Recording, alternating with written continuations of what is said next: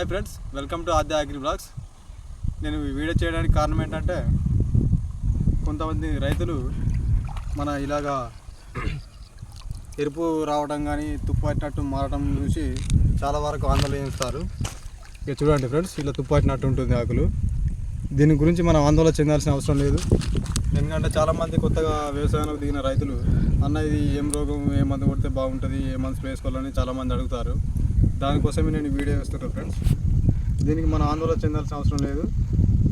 మొదట్లోనే మనం నాటు వేసుకునేటప్పుడే జింక్ వాల్ప్ వేసుకుంటే కాంప్లెక్స్ ఎరువులో అది చాలా వరకు రిజల్ట్ ఉంటుంది.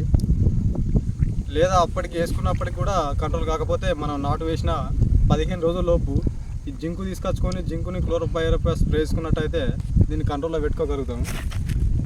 చాలామంది దీన్ని ఎరుపు చూసి ఏదో తెగుళ్ళు అనుకొని చాలా అడ్డగోలుగా మందులు తీసుకొచ్చుకొని చాలా ఖర్చు పెంచుకుంటారు. మళ్ళీ మందు స్ప్రే చేసిన తర్వాత రోగం పోకపోతే ఇంకొక మందు తీసుకొచ్చుకొని స్ప్రే చేస్తున్నారు.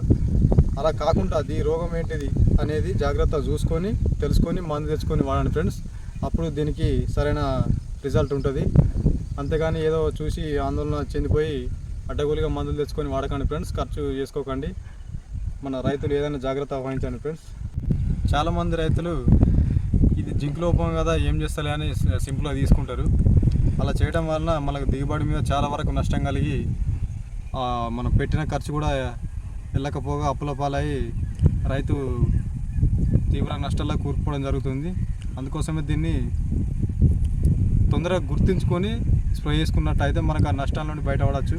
రైతుకి వచ్చేదే ఆ మాత్రం ఏదో మన ఖర్చు సంబంధం వచ్చే లాభాలు తప్ప అతిగా ఆశించేది ఏం లేదు. ఇలా వారం రోజులనే 2 సార్లు స్ప్రే చేసుకున్నట్టయితే కంట్రోల్ అయ్యి పిలక శాతం ఎక్కువ వచ్చి మనకు దిగుబడి అధికంగా వచ్చే అవకాశం ఉంటుంది.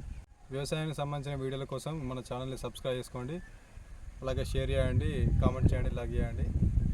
మరిన్ని ఇలాంటి అప్డేట్ కోసం మన ఛానల్ని చూస్తూనే ఉండండి.